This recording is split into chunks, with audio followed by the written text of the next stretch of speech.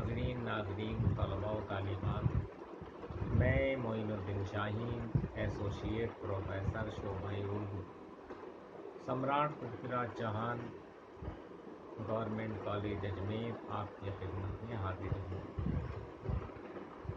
M a final کے paper 6 تنقید و تحقیق میں بعض اہم موضوعات پر ہم اپنے خیالات کا اظہار کر چکے ہیں۔ آج علامہ سلیمان ندوی کی تنقیدی و تحقیقی خدمات کے سلسلے میں آپ کے سامنے ایک مختصر لیکچر پیش کیا جا رہا ہے۔ آپ اسے بغور ملاحظہ فرمائیں تاکہ آپ کی معلومات میں خاطر خواہ اضافہ ہو سکے۔ ناظرین، سید سلیمان ندوی علامہ شبلی نعمانی کے ہاتھوں میں پرورش پانے والے طلباء میں سے ایک تھے۔ آپ بحیثیت نقاد، بحیثیت محقق، بحیثیت مرتب، بحیثیت ماہر لسانیات اردو ادب کی تاریخ میں قابل قدر مقام و مرتبہ رکھتے ہیں۔ سلیمان ندوی کی ایک کتاب جو بہت مشہور ہوئی وہ تھی نقوش سلیمانی۔ نقوش سلیمانی دراصل ایک لسانی کتاب ہے جس میں سلیمان ندوی نے اردو زبان کی پیدائش کے لیے سندھ کے نظریے کو قائم کیا تھا۔ یہ بات الگ ہے اس نظریے کی تردید آنے والے ماہرین لسانیات نے کر کے ایک غلط فہمی کا ازالہ کیا، لیکن یہ کیا کم ہے کہ حامد حسن قادری جیسے لوگوں کے زمانے میں جو خدمات آگرہ میں انجام دی گئیں وہی خدمات اعظم گڑھ میں سید سلیمان ندوی کے اور ان کے معاصرین کے ذریعے انجام دی گئیں۔ شبلی نعمانی انہیں اپنے بچوں کی طرح انگلی پکڑ کر لکھنا پڑھنا سکھاتے تھے۔ سلیمان ندوی کی قابلیت سے یا ان کی بے پایہ صلاحیتوں سے علامہ شبلی نعمانی بہت واقف تھے اور انہیں یقین تھا کہ یہ میرا شاگرد علم و ادب کی دنیا میں میرے بعد ایک ایسی فضا ہموار کرے گا جس کی بنیاد پر اردو کی ادبی تاریخ میں نہ صرف یہ بلکہ اس کے ساتھ ساتھ ہم جیسے اساتذہ کا نام بھی ادب کی تاریخ میں عزت سے لیا جائے گا۔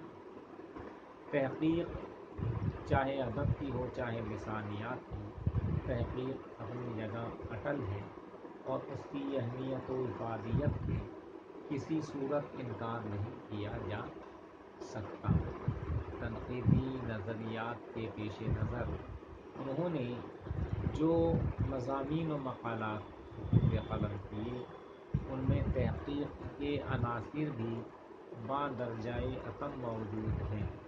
وہ مضامین کا مجموعہ بھی منظر عام پر آ چکا ہے۔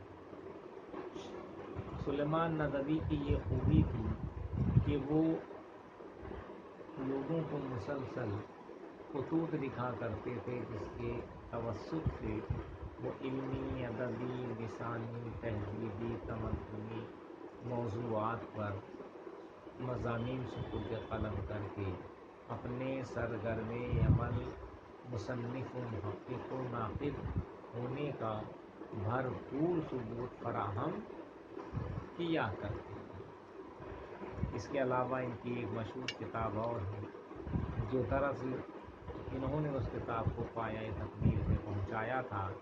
کتاب تو دراصل شبلی نعمانی کی ہی تحریر کردہ تھی اور کتاب کا موضوع تھا سیرت النبی، جس میں حضور اکرم صلی اللہ علیہ وسلم کی زندگی، ان کی زبانی، ان کی شخصیت اور زندگی کے بعد ایسے پہلوؤں کو منظر عام پر لانے کی کوشش کی گئی تھی جس کے ذریعے تحقیقی طور پر بہت سی وہ باتیں کہی گئی تھیں جو دوسرے حوالوں سے ہمیں نہیں۔ علامہ شبلی نعمانی اس کتاب کی ترتیب، تدوین اور تکمیل میں مصروف تھے، لیکن اچانک ان کا انتقال ہو گیا۔ اور یہ کون؟ سلیمان ندوی جانتے تھے کہ میرے استاد مکرم، میرے استاد معظم نے بڑی جانفشانی سے کام لے کر متحقق طور پر حضور کی سوانح یعنی سیرت پاک پر یہ کتاب ترتیب و تدوین دی ہے، لہٰذا ان کی مساعی جمیلہ رائے گاہ نہیں جانی چاہیے۔